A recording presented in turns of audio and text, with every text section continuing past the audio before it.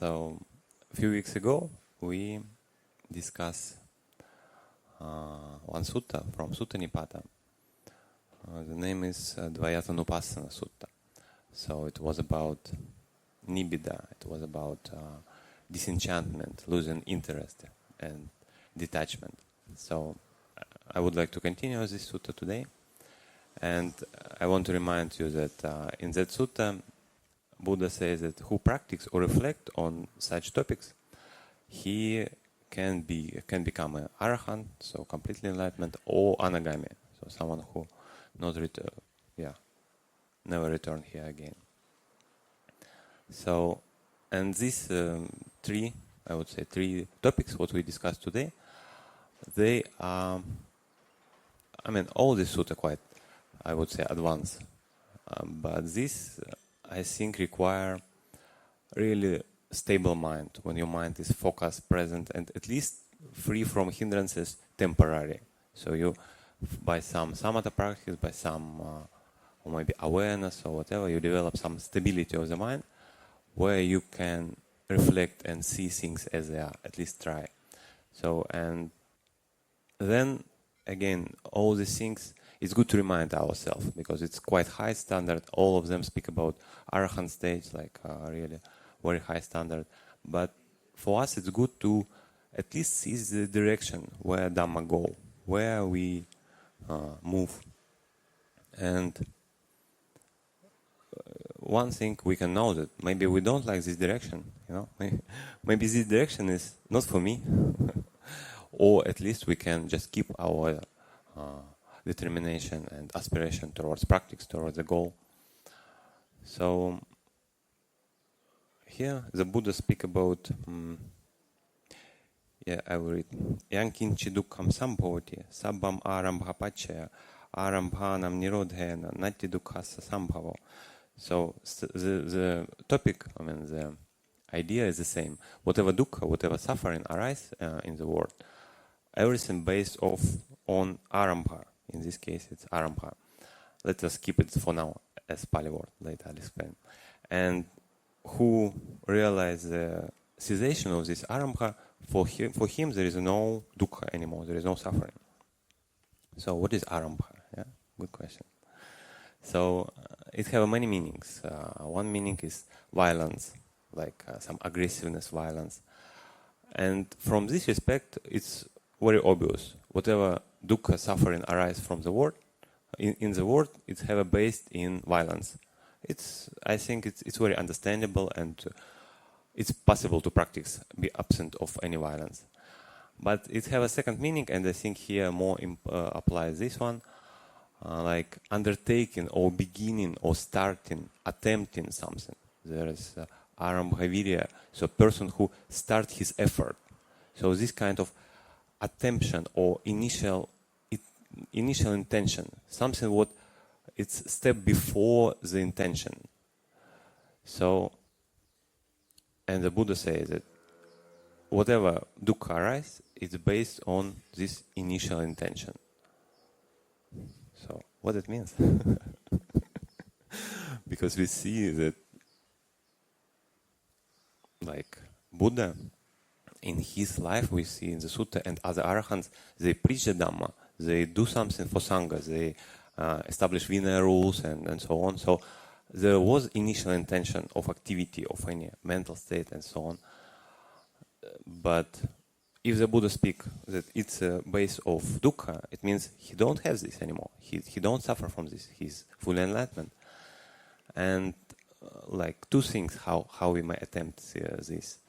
One thing, just to understand that the Buddha, like all this kind of initial intention or application of the mind, in our ordinary mind, it just come and we follow it usually. So whatever come, and maybe we don't go to action.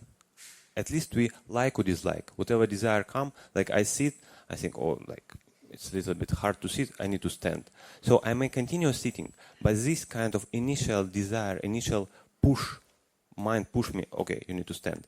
I may like it or dislike, so I react on it. I'm not kind of equanimous to it. So I think enlightened person, the Buddha and Arahants, they have this initial intention or whatever, but they don't react on it. So they kind of full control of their mind. And again, to see this, it requires peaceful, very peaceful and stable mind, because when you stay in equanimity, in the state free from any hindrances, you may see that whenever this kind of initial intention or whatever arises, it's a dukkha, it's a suffering. It's not that peaceful state of mind where you stay before. Because before you stay just very calm and very settled. And now something pull you, change the body, or like change the posture of the body, or scratch the mosquito come or whatever. So it's suffering. It's not pleasant, this kind of desire. Yes, and the next one is very, very similar. It's injita. The word is, the schema is the same, just different word, injita. So word injita means movement or any kind of agitation of mind or movement. As I understand it, the difference between the two is that arambha, like initial intention, it have a lot of injita inside. So injita, it's a small movement of the mind. So mind just a little bit move. It's not even desire. It's not something form, something what we can recognize, but it's just some movement of the mind, some like image or picture or some like half of the thoughts, like very, very small things. And again, Buddha says that like whatever suffering arises, it's all arises based on this. And the person who control of this, who can settle this, who don't follow this, he can be free from suffering, free from anything. So again, the topic of this contemplation is to develop nibbidā, to develop disenchantment. So to see it in your mind, whatever injita or arambha, how you can understand it and how you're able to settle your mind to see it, it's up to individual. But the goal to develop disenchantment, like to see that, because everything what we do, everything what like speak, listen, or like give dana or whatever, it's all this injita and arambha. It's all this initial application of mind, all movement of the mind. So very rare we actually calm this state, like when we really in deep meditation, luckily. So yeah, try to see it. And the next one, nisitam chalitam, Pali word. And we can translate it as for whoever there is a base or any kind of, if I attach to anything, if I have a ground, if I have a base, for me, it's a chalita. For me, it's a shaking of the mind. Like the simile is given, like when the leaf come to the water, and this kind of ripples come around. So this is small ripples on the water. So in the same way we can see in the mind. It's very similar what we discussed before, this injita, but a little bit different aspect. But here more emphasis on dependency. So the person who is dependent on anything, for him there is this movement of the mind. And the simile also may be given like I sit on the chair, yeah, I depend on the chair. Like I sit comfortably, I may meditate, I may be calm. But if something happening with this chair, like the leg will be broken or something like this, I become like moved, like injita happening with me, some movement. So because I depend on this chair. But if I would not depend on anything, again, it's quite high state, then there is no movement, there is no suffering. And the Buddha give like explanation here. Again, like the person who is dependent, for him there is a movement. For a person who is not dependent, for him there is no movement of the mind. And if there is no movement of the mind, it's possible to have passaddhi. It's possible to have like tranquility, like peace of the mind. And for a person who have passaddhi, there is no nati. Nati is inclination or tendency.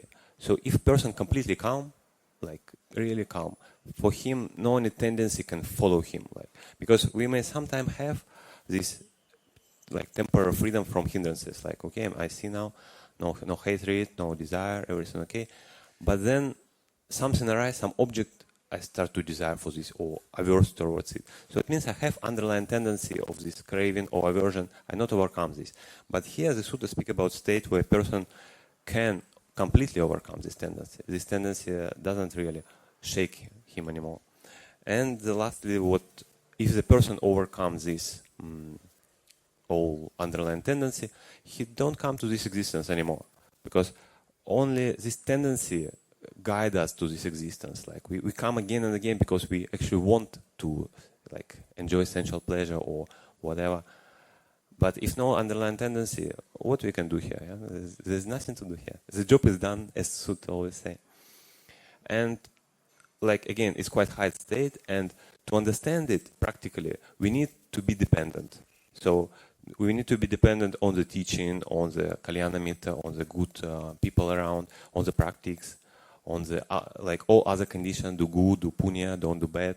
We don't need to dependency up to some state where we understand, okay, every dependency is a dukkha. If I attach to anything, it just cannot, I cannot settle my mind completely if I attach on anything.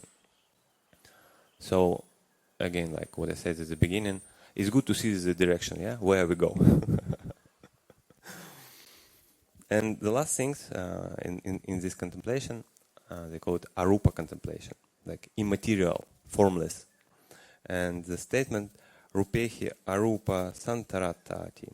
So whatever have a form, it's more gross than whatever don't have a form. So in another word, subtleness or immateriality much more peaceful, much more stable or much more calm than form, than everything would have a material form. So if you like agree with this, Buddha give a second statement, arupehi nirodho santarantaro. So, and same way as a form more gross than formless, same way nirodha much more subtle than formless. So if you agree with first, the second is like, if we believe Buddha, we we need to accept it, no? Or at least try to see it. So I think it's very like specific instruction what given for one thing, for people who develop formless attainment. You know, in sutta there is a arupa state, like a deep meditation state when you don't feel the body, you don't experience any body. So, and they may attach to this state, and they may think, okay, this is the top, this is like ultimate goal, there's nothing higher. So Buddha says that there is something higher. There's complete cessation, complete stopping, complete nirodha. It's much higher. And for another, for more like more understandable way, that sometimes we do something with aspiration to be reborn in the subtle material world. Like I do dana, I want to become a deva next life, you know. I do like I follow sila, I want to become like in two-seater heaven. So yes, Buddha say it's true. Like two-seater heaven, much more subtle, much more stable than this material world. But in the same way, like compare this material world with two-seater heaven, the complete cessation, complete nibbana, much more higher than two-seater heaven. So something higher. The Buddha doesn't say us, don't do good, don't like be reborn as a devil or whatever. He just say that there is something higher. And we just need to know and kind of remember about this and know where our goal. It's good to have direction. Or just be honest with yourself, like I want to be reborn as a deva and this is my goal. So just clearly have understanding. Like in this case, like deep practice or deep meditation, not necessary to do for a person. Like if person just want to be reborn as a deva, just follow sila, do dana. But Buddha in the Gata say that whoever have a form or whoever have a subtle material form and don't understand the cessation and nirodha, they come again and again in this existence. So we see a lot when Buddha speaks with some Brahmas in the sutta. When Brahma attains the highest in his immateriality and he starts to think, okay, this is it. I realize everything. There's nothing higher. And like this, I would remind like forever and ever, like always, eternity. And Buddha speak with, like, come to this Brahma and speak like, you know, it's still like, yeah, it's eons and eons, very long time, but sometimes it's finished, it's end, and you come again to sensual world, or maybe even lower, like depend on your karma. So if you don't want to depend on your karma, if you want to overcome the death completely, the nibbana and cessation, this is your goal, this is the way. So, yeah, to recap it, like it's good to settle our mind, be able to develop sharpness of the mind, and try to see any movement of the mind, any kind of initial intention, how it generates dukkha, how it generates any suffering, and how any dependency can lead to suffering as well. So we may see it in our mind, at least try to attempt, and also just to reflect, what is our goal? Our goal is to be in immaterial world, or our goal is much more higher. So wish you to have proper determination and be happy.